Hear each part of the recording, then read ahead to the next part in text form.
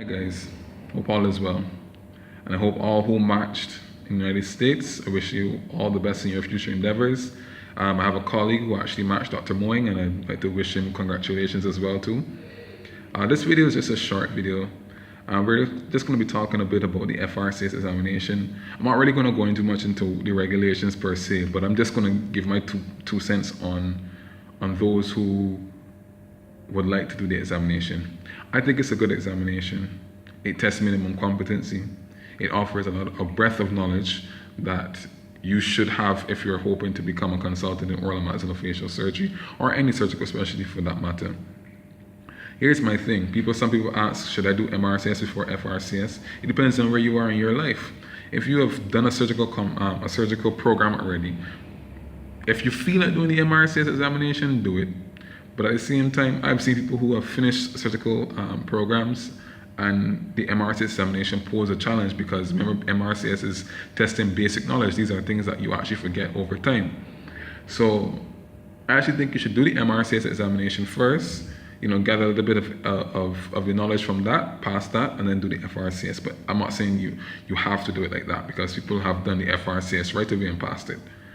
So the reason why I was looking at the FRCs examination is because you know how the world shifts in terms of its need for doctors. So sometimes when you're looking at a country and you're saying this country needs doctors, there could be a period in time later down where they say they don't need doctors. So I was looking at all the possible options just in case one door closes, another door would be able to open. So I was looking at the FRCs, the oral and maxillofacial surgery, and I was saying, yeah, I would do the examination. Here's my thing.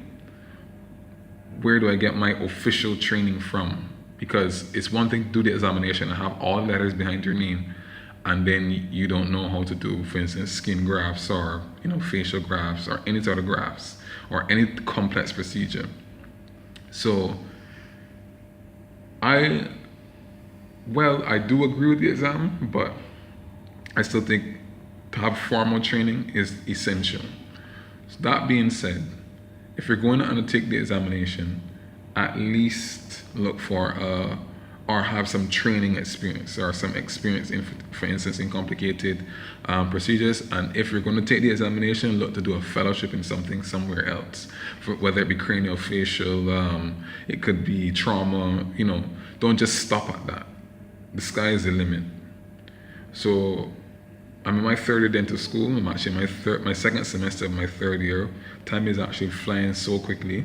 We're almost at the end of this, because we're midway, but in 2 tools we're at the end of this semester, and time's flying. In my mind, I'm thinking I have so much time to prepare for traveling, or for instance to go abroad and do residencies. But the way how time's going, you never know. The time just seems to be flying so quickly. So for those who are on my channel who want to do oral and maxillofacial surgery, or who just want to do any form of surgery, look into the FRCs examination, but take my advice and do formal training. And if you don't have formal training, you just do it based on experience, try to do a fellowship, whether it be in a subspecialty area or a fellowship in just any fellowship. And that's just my 2 cents on it.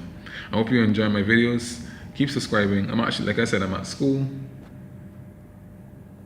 This is one of the tutorial rooms. I just kind of slipped away so I can do some video. Hope you all are well.